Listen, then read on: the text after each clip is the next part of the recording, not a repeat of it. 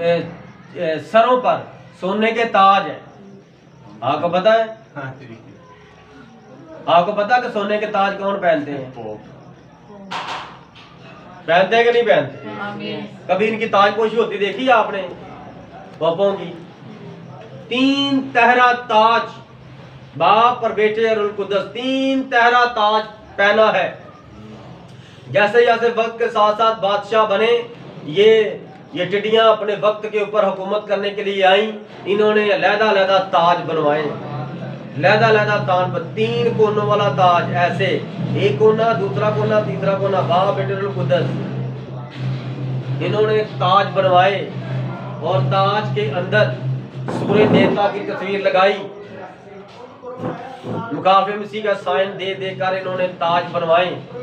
Net पर search करें, पूरी डॉक्यूमेंट्री आपको मिलेगी और आपको पता चलेगा कि वो हमारे भाई नहीं है, वो बिलीवर ही है, लेकिन हमारे साथ खिदमत नहीं कर रहे हैं। उनके पास ये 2 निशान भी नहीं है, लेकिन वो आपको डॉक्यूमेंट्री देंगे, एक एक चीज हाईलाइट करके देंगे कि ये देखो, ये पॉप है और इसके हाथ में आसा है, और आसा इस तरह वो उसके ऊपर सांप बने हुए हैं और सांप चढ़े हुए। हालेलुया, फिरदौस मार्केट आया। इसलिए मेरे अजीजों, आप इन चीजों को समझने की कोशिश करें।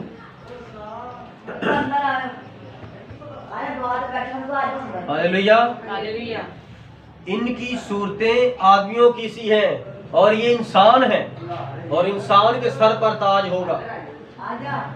आमीन आमीन। क्योंकि जब पहला घोड़ा निकलता है, व्हाइट घोड़ा, तो व्हाइट घोड़ा पाक रूह लोग समझ रहे हैं, लेकिन वो बुरी रूह थी। जब काशवा के अंदर पहला घोड़ा खुदा यीशु मसीह पहली बोर खोलते हैं तो पहला घोड़ा निकलता है, तो वो क्या है?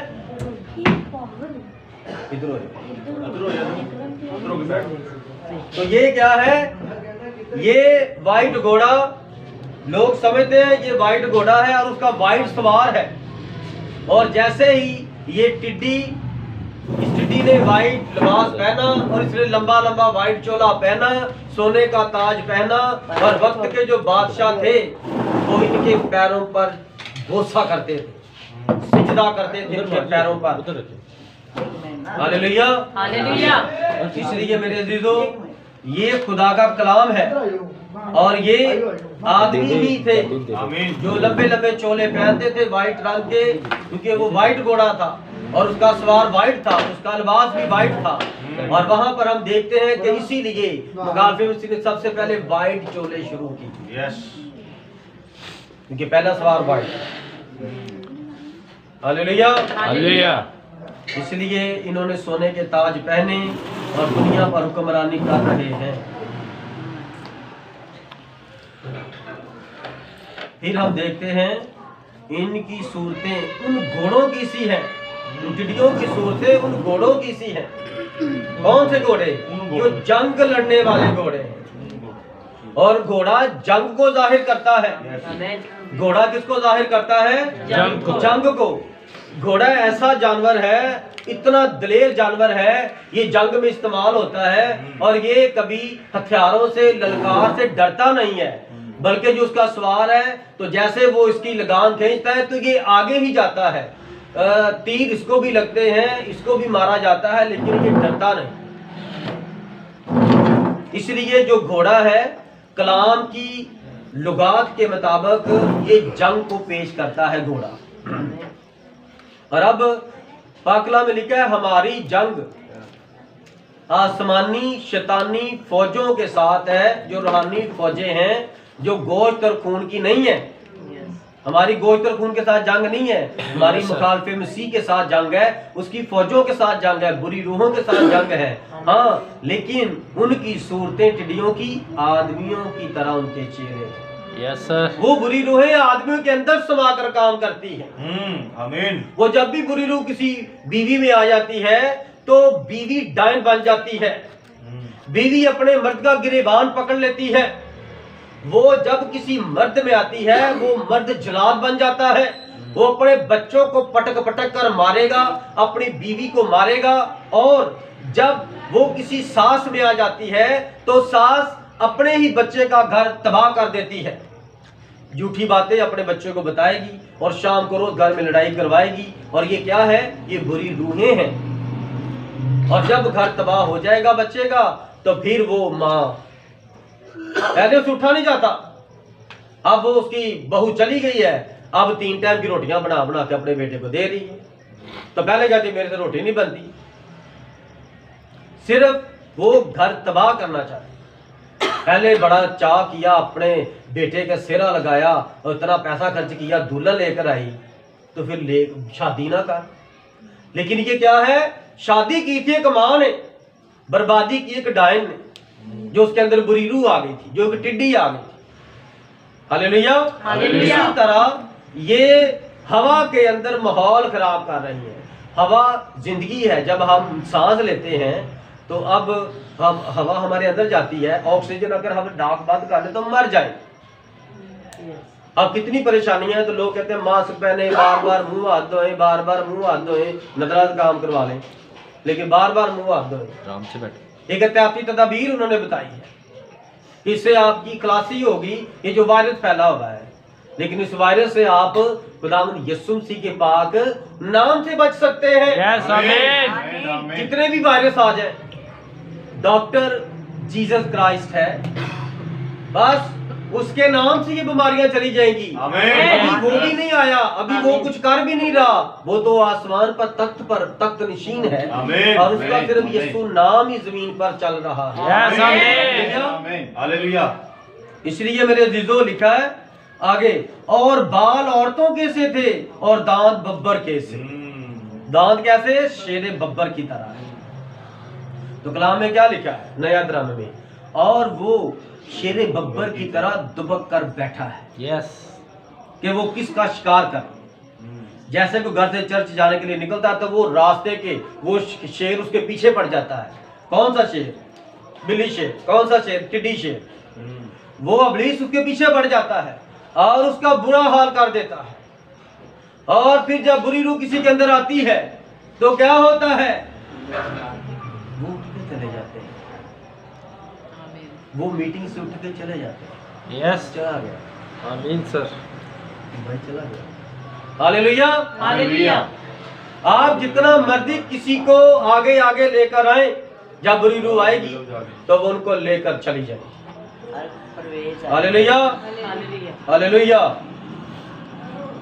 लिखा है बाल औरतों कैसे थे? औरत को बाल बाइबल फरमाती है कि पर्दे के लिए दिए गए हैं। औरत को बाल पर्दे के लिए दिए गए हैं, और इनके भी बाल औरतों की तरह है। जितने भी हमारे गाने वाले बजाने वाले हैं, ये भी आप उसको ना मारो, उनके अंदर जाने दो। पीछे हो, पीछे हो जाओ।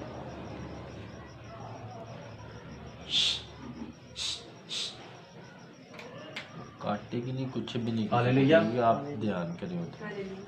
बाल उसको पर्दे के लिए दिए गए हैं, और हमारे जितने भी आज गवैये हैं, गाने वाले हैं, बजाने वाले हैं, उनके बाल किसकी तरह हैं? औरतों की तरह हैं। और ये क्या है? सारी टिड्डियां। इनके घर में अगर कोई शादी होगी तो इन्होंने वही सेट लगा के तो उसको डांस शुरू कर देने, गाने शुरू कर देने हैं, गाने शुरू कर देने। बात इधर आओ, तू भी आगे कोई गाना गाना तो गा ले। वही इंस्ट्रूमेंट, वही साज जो खुदा के लिए बजाते हैं, इन्होंने वो बजा बजा के, और वो कीबोर्ड बजा बजा के उस पर गाने गाने, और वो इंडिया की धुनें निकालनी है, पंजाबी धुनें, गंदे गाने निकालने हैं। ठीक है।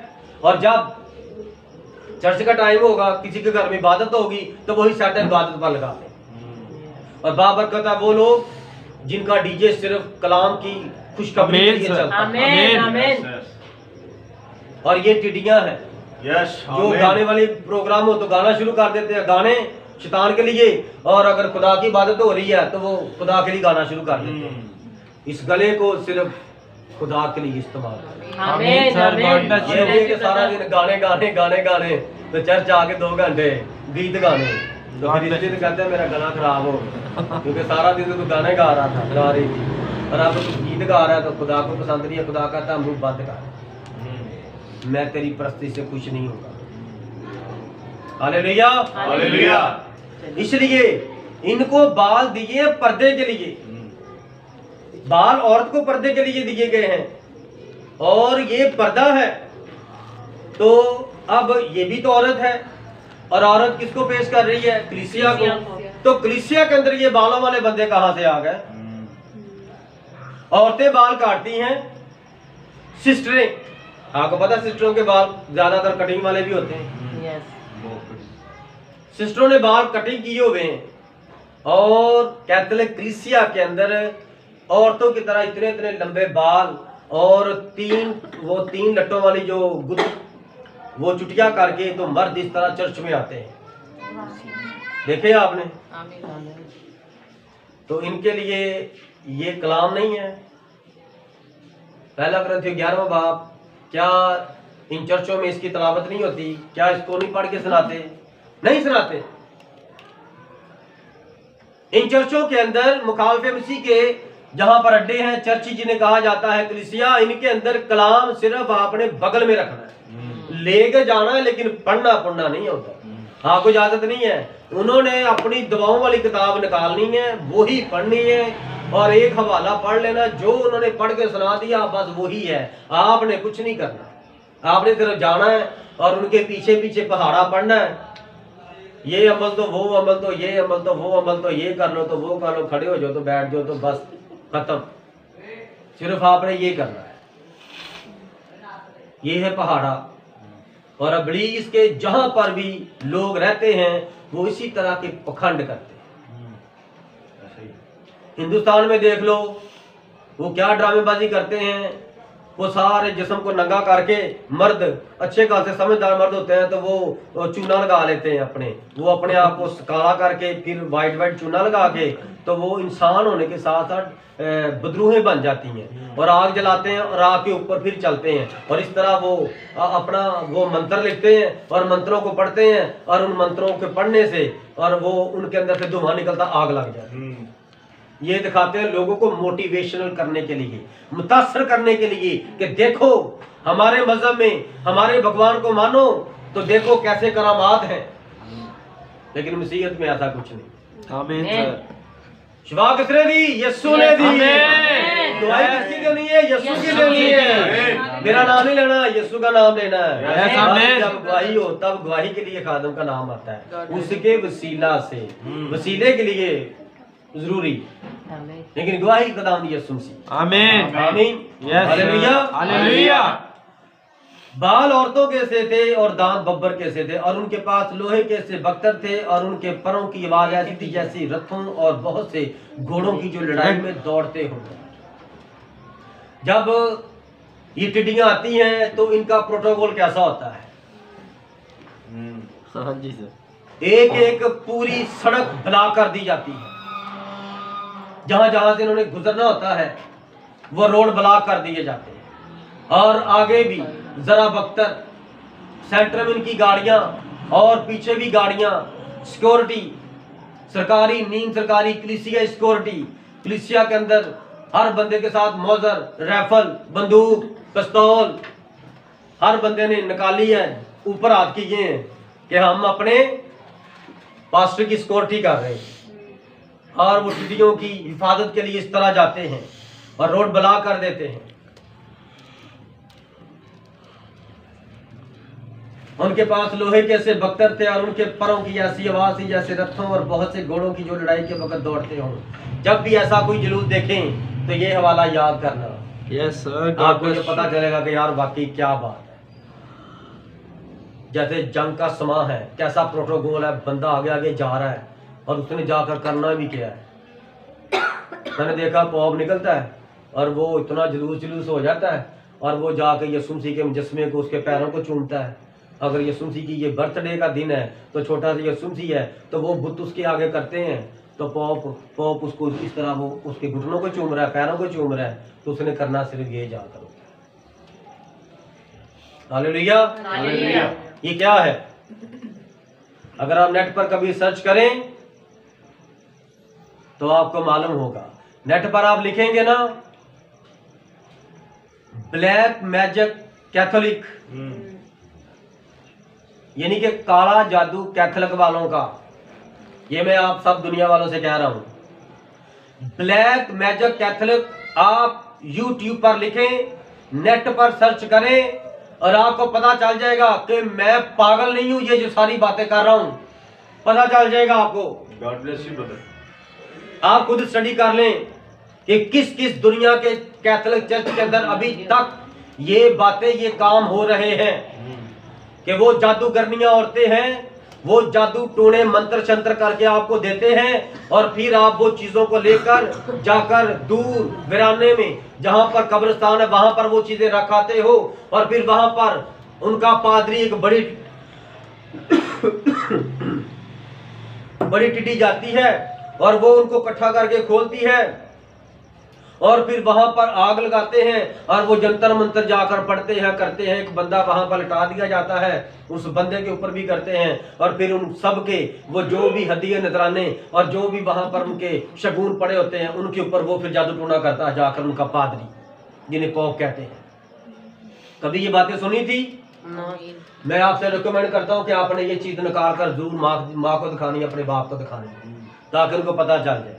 मैं भी उनसे निकला हूं, हम भी उधर जाते थे पहले, हम भी उधर से निकले हैं, लेकिन ये खुदा के कलाम के मुकाशवा के अंदर ये बातें लिखी हैं, मैं अपने पास से नहीं कर रहा और ये दुनिया में हो रहा है। मैं सिर्फ आपकी गाइडेंस कर रहा हूं, आपको बता रहा हूं, आपने खुद ये चीजें देखनी और आपको दिखा दी जाएंगी। और उनकी दुम्में बिच्छुओं की सी थी और उनमें डंग भी थे और उनकी दुम्मों में 5 महीने तक आदमियों को जरूरत पहुंचाने की ताकत थी। अथाह गड़े का फरिश्ता उन पर बादशाह था, उसका नाम इब्रानी में बतून और यूनानी में पलयून था। पहला अफसोस तो हो चुका। ये क्या था? पहला अफसोस। इसके बाद 2 अफसोस और होने वाले हैं और उन पर मैं पहले ही मैसेज दे चुका हूँ। हालेलुया। अफसोस अफसोस अफसोस, याद है आपको? 3 अफसोस। अफसोस पर मैं मैसेज दे चुका हूँ और आप दोबारा से इसको आगे स्टडी करना हो तो फिर से वो वाले मैसेज निकाल कर नेट से मेरे देख लीजिएगा, जो मेरे चैनल पर पास्टर तारिक नियामत के नाम से है। तो देखिएगा ताकि एक मुकम्मल मुकाशवा आपकी ज़िंदगी में रिवाइवल करे और आपके वसीला से आप जब ये इनसे बरकत पाएँ तो ये लिंक दूसरों को भी भेजा करें कि आप ये मैसेज सुनना भाई, क्या इस मैसेज में भाई सुनना, फिर बात करना, फिर मैं आपको बताऊँगा। इस तरह आप कुछ करते नहीं हैं, आप खुद भी मैसेज नहीं सुनते। यहाँ पर सुन लिया तो सुन लिया, उसके बाद भी जाकर नेट पर मैसेज सुना करें, घर में लगाकर बार बार सुना करें, दूसरों को भी शेयर किया करें और आप जिन जिन ग्रुपों में हैं वहां पर भी ये मैसेज शेयर किया करें, क्योंकि ये खुदावंद की आमद से पहले पहले सब तक सच्चाइयां जाना बड़ा जरूरी है। आमीन आमीन। Hallelujah hallelujah hallelujah hallelujah. बरकत मिली। आमीन। Hallelujah hallelujah.